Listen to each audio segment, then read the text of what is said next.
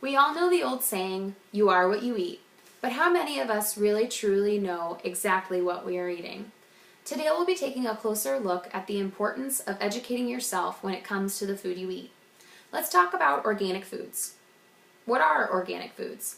According to the Mayo Clinic, only foods that are grown and processed according to the USDA organic standards can be labeled as organic. The guidelines required for titling such as natural or all natural are not as restrictive as the requirements for organic foods. Organic farming does not allow the use of chemicals, and it incorporates ethics into farming practices that help to preserve land and treat livestock better. Food can be grown either conventionally or organically. We're going to take a closer look at the tactics used in conventional farming. Conventional farming uses synthetic chemicals, which includes pesticides, fertilizers, herbicides, fungicides. These are all used to rid crops of weeds, protect them from elements, and to protect them from animals. Pesticides contaminate water and food. A very important study conducted by Elizabeth Gillette in 1998 showed the impact of pesticides on children in an agricultural community in Mexico. What she found was devastating. Pesticides were contaminating water and food, and because of this, there was a direct result in the developmental characteristics of children. Children were having a harder time in both learning skills and physical development. Another tactic used in conventional farming is the use of hormones. Hormones are used in order to increase the amount of tissue development, but also used in dairy cattle. An example of this is dairy cattle on average should be producing up to 10 gallons of milk per day. When the use of hormones has been implemented, cows will produce up to 120 gallons of milk per day. That is 12 times the normal amount a cow should be producing a day. According to Greening Princeton, hormones increase the risk of cancer in humans. It has also been shown that there is an earlier onset of puberty in individuals who are consuming these hormones. Antibiotics are also something that is used in conventional farming. Antibiotics are used to treat and prevent infections within the livestock. Livestock these days are treated very poorly. They are grouped together in small spaces, and because of this, the incidence of infection increases, just because of sheer proximity of animals living close together. Because of this, antibiotics are being used more and more frequently. The use of antibiotics and the frequency has created bacteria that is resistant to antibiotics. So, the more we use the medicine, the worse the infection is over time. And the scariest part about this for the animals and for humans is that humans use these antibiotics as well to fight off infections. There are benefits to eating organic, and we're going to go over a few of them. Surveys show around the world, around the country, that organic food just tastes better. Simple as that. They're more abundant in flavor and aroma. The size of organic food is smaller because that's how they should naturally be occurring. And because of just how wonderful organic food tastes, restaurants are really starting to implement something called farm to table. Farm to table is when a restaurant makes a connection with a local farmer or more that provides them with all the food that they'll be preparing and giving to restaurant goers. It's a really interesting new way to own a restaurant and try to get fresh ingredients, but also ingredients that aren't being susceptible to hormones and antibiotics, nor are they being sprayed with pesticides. Another really wonderful benefit of eating organic is that the preservation of the environment that's present because of it. Pesticides are so harmful to environments and our animals. Today we use 700 million pounds of pesticides.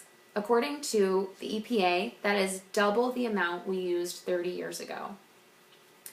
Another wonderful benefit of organic food is the nutritional value of organic food.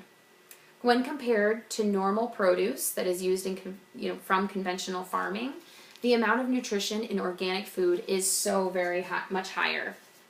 Looking at this chart, we can see and compare just how much more value in vitamins and all of the wonderful pieces of our produce that exist in organic when compared to non-organic. The blue is organic, and conventional farming produce is the red. The level of antioxidants in organic food is so much higher when looking at this chart. Antioxidants play a vital role in cancer prevention, something that we're all becoming very aware of these days. We're only really beginning to see some of the effects of conventional farming.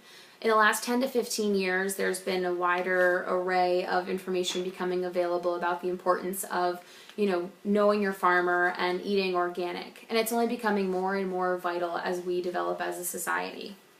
When comparing ourselves to other countries, we really start to look at how far behind the United States is in the food industry. For example, the most heavily used pesticide in the United States is a pesticide called atrazine. Atrazine was outlawed in all of Europe, in 2003 because of its harmful effects. Here we are 11, 12 years later, and we're still using this pesticide that has been outlawed in an entire continent. A really large difference between the United States and Europe as far as food production is that Europe implements something called the precautionary principle. The precautionary principle is founded on the idea that even if someone has an inkling that a product or food has negative health effects on the community, it is the job of the European government and the countries within to take that product off the shelves of supermarkets and quickly analyze it. In the United States, we do not have that. If something is said to be perhaps not good for the community, the United States requires a long process of proving that it's not good for the people. Whereas Europe, if something sounds like it might not be good, they're going to take it away immediately. But in the United States, we have to prove over perhaps the course of 5 to 10 years that something is not healthy for our communities and societies in general. Another example of how the United States differs from other countries is in the UK, yellow number 5, which is a chemical additive that changes the color of different products, has been illegal in the UK for several years now. Yellow 5 can be found in drinks like Mountain Dew. According to the FDA, yellow number 5 exacerbates characteristics of attention deficit disorder. So why are people buying organic? Why is it that we live in a country where the food that will keep our society alive longer is more expensive? And what can we do about it? It's expensive. Organic food is so very expensive. The things that make us feel the best, for some reason, we have to spend so much money and we can't afford it. So I have some helpful hints as far as how to buy organic and how not to. And because there are specific foods that carry more pesticides versus others, there are some ways of cheating the system.